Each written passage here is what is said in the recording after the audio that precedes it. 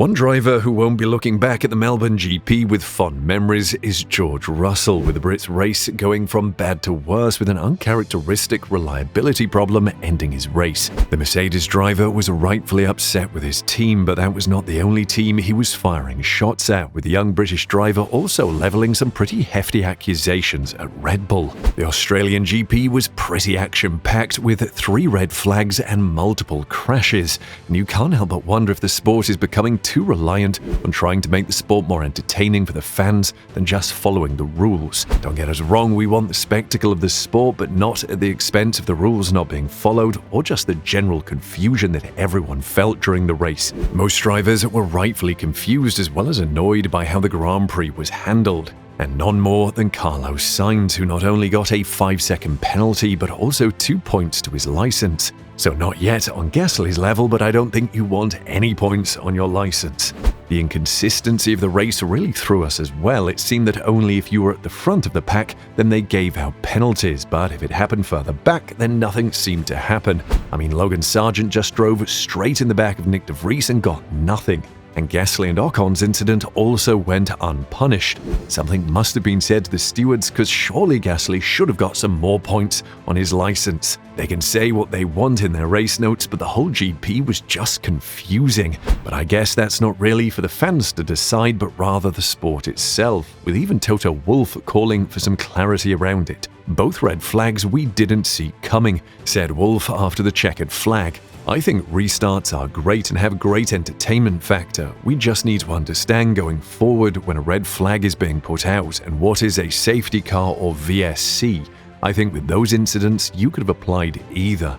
I think that's why Formula One is so successful. It's because it's sport and follows a rule book. And of course, one team that didn't get affected by the whole spectacle was Red Bull.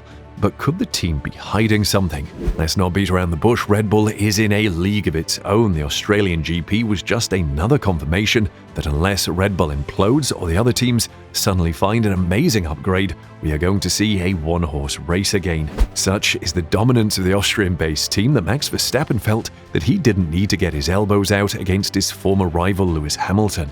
I think I was also quite careful. I think I could have been a little bit more aggressive. But on the other hand, I didn't want to have any damage on my car because I knew that we had a quick car, so even losing 1 or 2 spots was not the end of the world, said Verstappen. Yeah, you did hear that right. Such is the dominance of the Red Bull, Verstappen didn't even worry about Lewis Hamilton, rather felt he could get him back somewhere else. This is rather different to the Max we would have seen 2 seasons ago, but when you have the car, you have the car. He couldn't resist a dig at the 7-time world champion, however, feeling that the Brits had not given him enough space on the inside, saying that he was trying to push him off the track. Right now, I think Lewis will try and do anything to get something over the Red Bulls, but currently his race is with the Aston Martins and his favourite ex-teammate, Fernando Alonso. And yes, that was sarcasm, don't destroy us in the comments. And while Hamilton took the plaudits for his race in Australia, you can't help but feel sorry for George, as the young British driver just couldn't catch a break.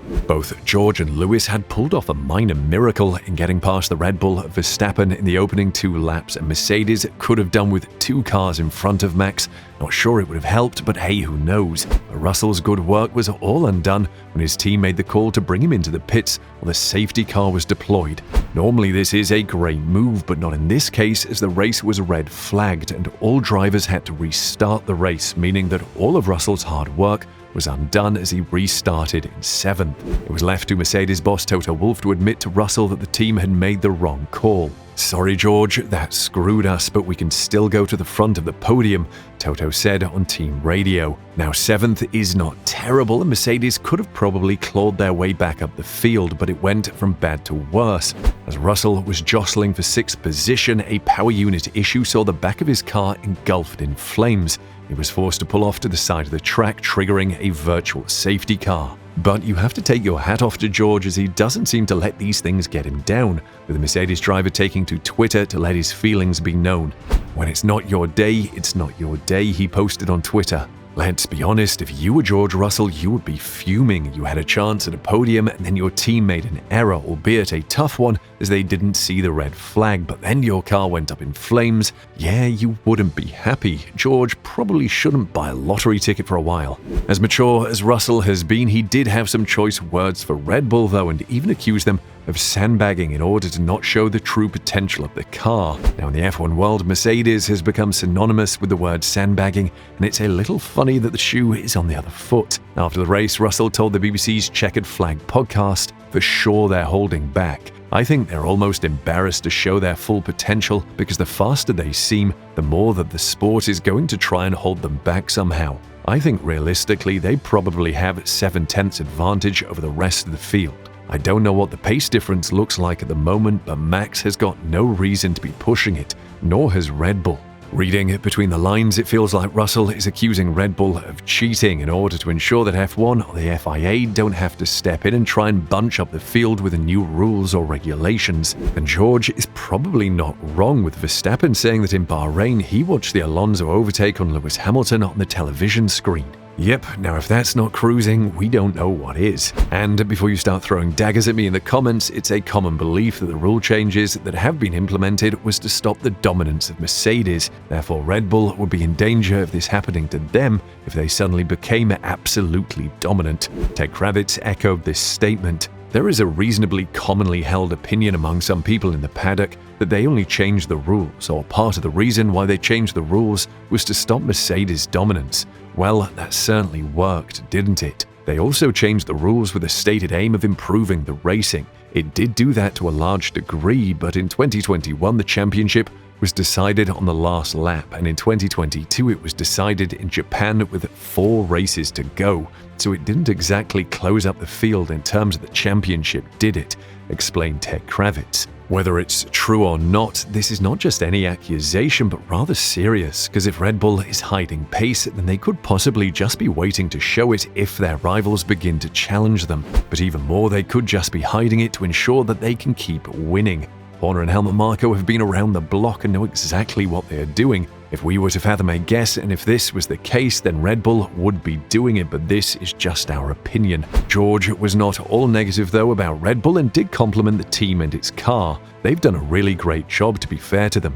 We can't take that away, and we clearly have to up our game. Like all things in F1, all teams are trying to get the upper hand, and Helmut Marko feels like the gap is closing between the field, and that Red Bull's rivals are closing in. You can see how close it is when a little thing doesn't work out, because we're always said to have a superiority that only exists when everything is running smoothly. Our rivals Aston Martin, Ferrari and Mercedes have made gains, he said on Sky Deutschland. Well, they may have made gains, but to catch Red Bull, they will need to make some pretty insane gains, not just small upgrades. Hopefully, Baku will be the first time we see some crazy upgrades to the other cars and we get more of a race at the front of the pack. What do you think? Are Red Bull hiding pace, or are they just managing their pace because of the car's reliability? Comment below.